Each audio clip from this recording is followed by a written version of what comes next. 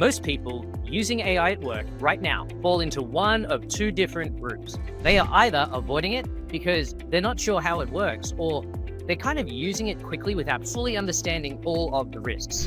Both groups, they are being very, very careful. However, both groups are actually leaving a lot of value on the table.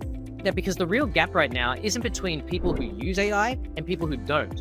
It's about people who know how to use it very well and people who only think that they do. That gap is already showing up on how work gets done, in the speed, in the quality, in the decisions, and sometimes it's made a little bit too quickly or not made at all, and in mistakes that look small at first, scale super fast. And what makes this different from other tools is how easy it is to feel productive.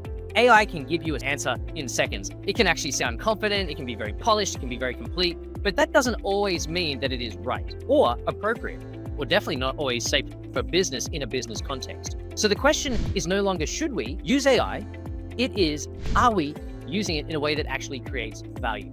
This course is about closing that gap, and we're going to talk about how generative AI really works in a business setting where it delivers meaningful results, where it can go wrong, and how to use it with clarity, how to use it with confidence even. Because the advantage is no longer in simply using AI, it is in using it well. And you and I both know we don't need a technical background to learn how to use AI. We just need that curiosity, that common sense, and about 40 minutes. So what we're going to do up next is we're going to cut through all the noise and we're going to see what generative AI actually is in plain language. And once that clicks, everything else in this time together is going to make sense.